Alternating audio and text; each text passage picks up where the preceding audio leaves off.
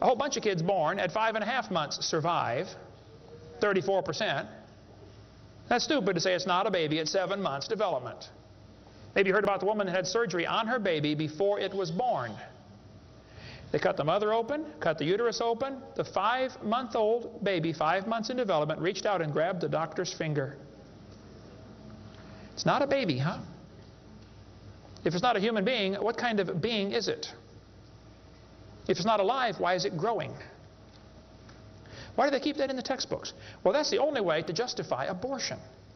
They want you to think it's not a human yet. Just a fish with gills. No, it's a human the instant it's conceived. And abortion is murder. Plain and simple. We cover lots more on that on my videotape number 4. You don't want to watch that one either. Then they're going to tell the kids, we've got evidence for evolution because dinosaurs turned to birds. This is stupid. This guy says, dinosaurs are alive as birds. Well, kids, in case you don't know, there are a few differences between a dinosaur and a bird. You don't just put a few feathers on them and say, come on, man, give it a try. It won't hurt too bad. That's stupid, okay? Dinosaurs did not turn to birds, okay? Somewhere along the line, while his front legs are developing into wings, they're going to be half leg, half wing, which means he can't run and he can't fly yet. He's going to have a hard time, isn't he? No, dinosaurs did not turn into birds. That is stupid, okay? They say, we've got proof that they did. Archaeopteryx, which means ancient wing. That's supposed to be evidence for evolution. It's in just about every textbook I've seen dealing with this topic.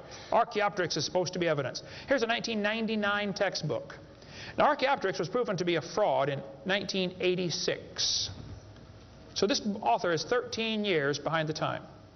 Archaeopteryx means ancient wing. They're going to say, see, boys and girls, he's got claws on his wings. Yeah, so? 12 birds today have claws on their wings. The ostrich does, the Watson does, Turako does, ibis does. So what? It's kind of unusual, but 12 birds have it.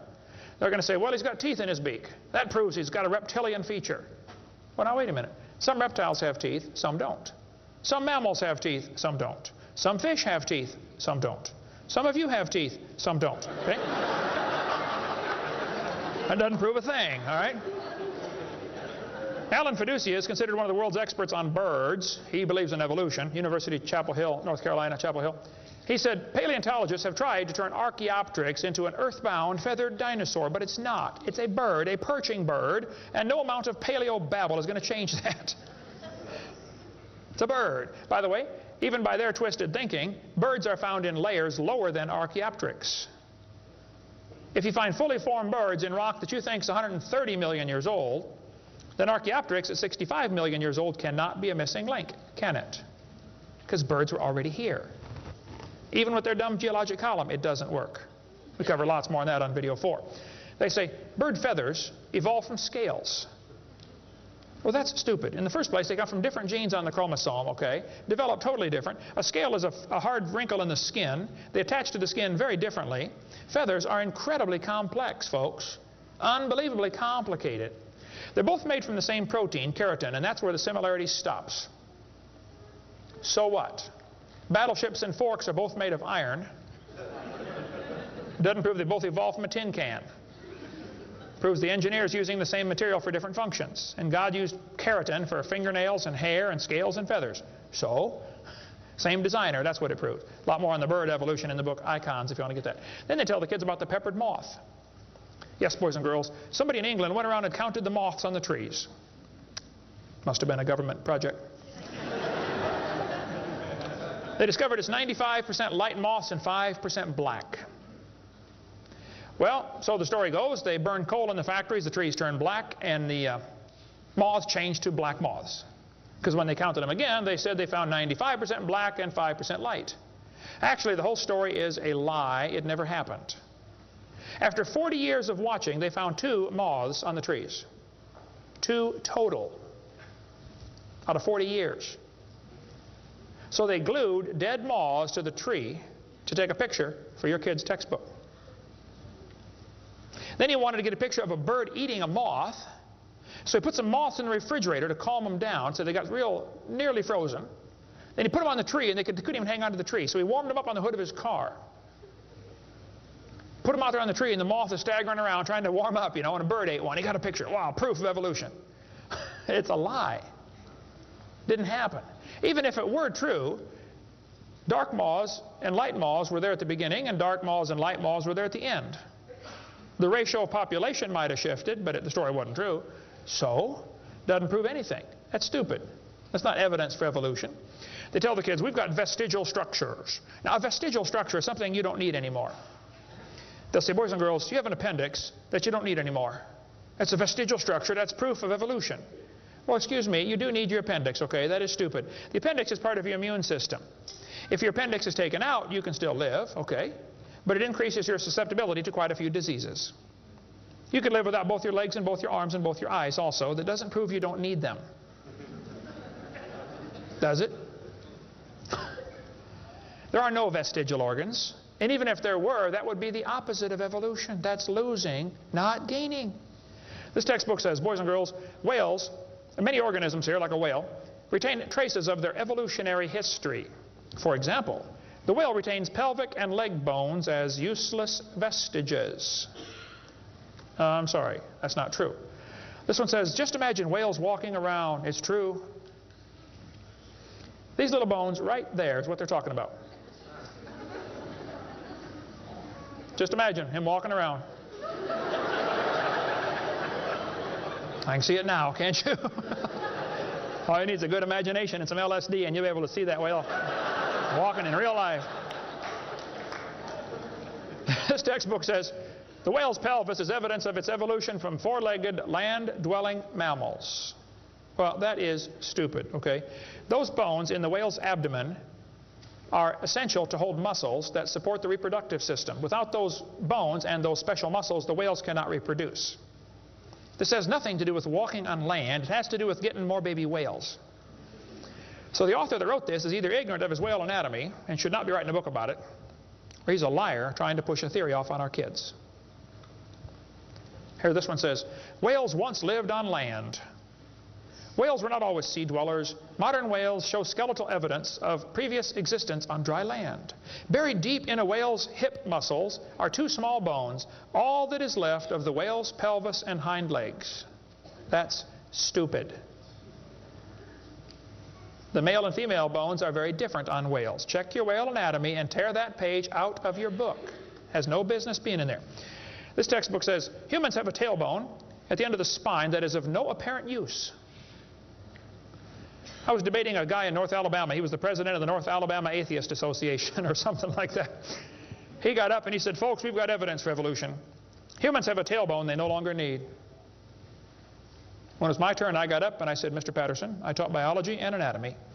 I happen to know there are 9 little muscles that attach to the tailbone, without which you cannot perform some very valuable functions. I will not tell you what they all are, but go read your Gray's Anatomy and you can figure it out. I said, however, Mr. Patterson, if you think the tailbone is vestigial, I, Kent Hovind, will pay right now to have yours removed. Bend over.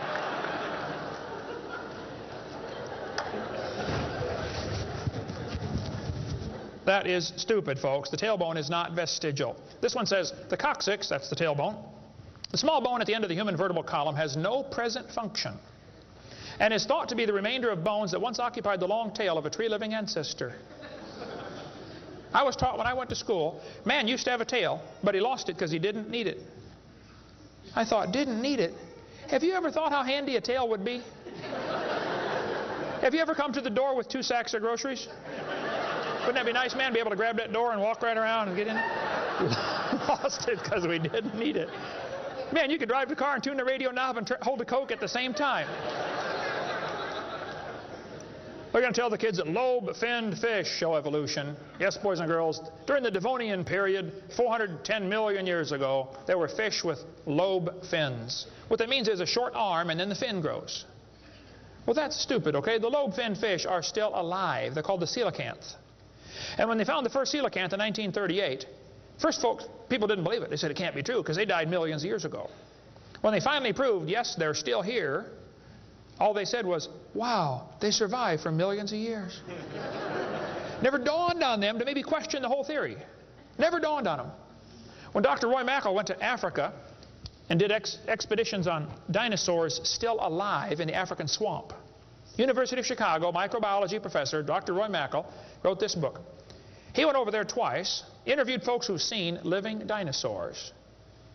People who've never seen a white man. When he showed them the Apatosaurus, they said, yeah, that's Mokele Mbembe. He lives out in the river. He's not friendly. Don't get close. Dr. Mackal said, fellows, that's a dinosaur. They've been dead for 70 million years. The natives said, well, we're sorry. We didn't know about that. All we know is we see them out there once in a while. So Mackal gets back, writes this book, and says, folks, there are still some dinosaurs alive in Africa. Then he says, it's amazing they survived for 70 million years. Never will cross his brain that maybe your basic theory is wrong. That thought will never enter his mind, I don't think. It ought to. Lobe-finned fish are still alive, folks. They tell them trilobites are good index fossils for rock that is 600 million years old. Well, that's stupid, okay? There's a human shoe print where a guy stepped on and squashed a trilobite. How could a human step on a trilobite? If they're 500 million years ago. One guy said, maybe aliens visited the planet and stepped on a trilobite.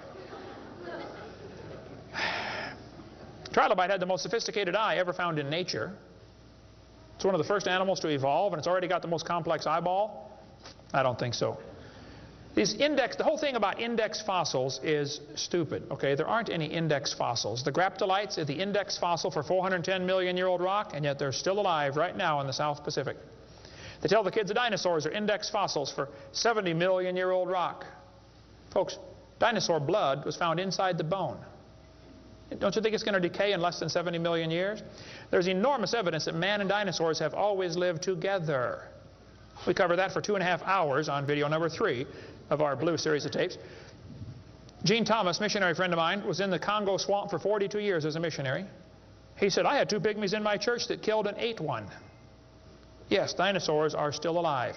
California, 1925, this thing washed up on the beach called California's Nessie. Laid there on the beach and rotted away. Here's a guy behind it with a rifle. In the front you can see the critter's head. Neck going off to the right. The neck was 20 feet long. One atheist wrote me a letter and said, Hovind, you're so stupid. Don't you know that was a whale?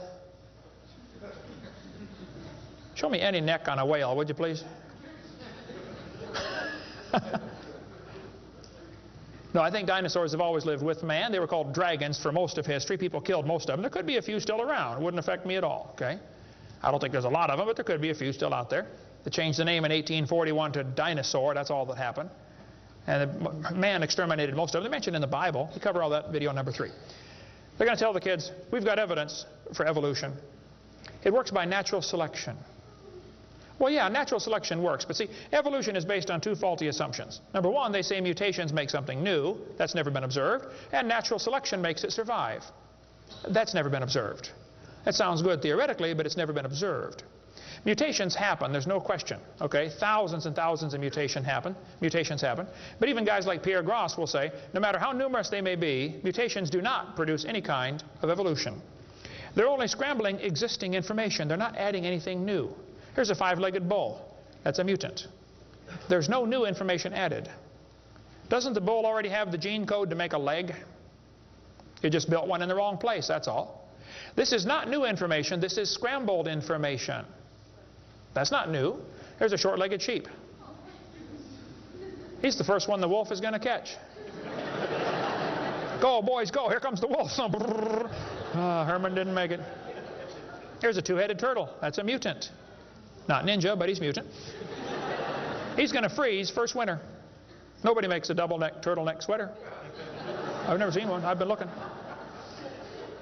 See, a mutation is scrambling information that already exists. It's like you can take the letters from the word Christmas and get all sorts of different words, scrambling them up. But you never get Xerox, zebra, or queen. The letters aren't available. And a mutation does not give you new information. It scrambles existing information. This textbook shows the kids a 4-wing fly. Look what it says now, kids. You've got to be careful or you'll be tricked on this one. Normal fruit flies have 2 wings. This mutant has 4. This rare mutation, like most mutations, is harmful. Look what it says. Beneficial mutations are the raw material for natural selection.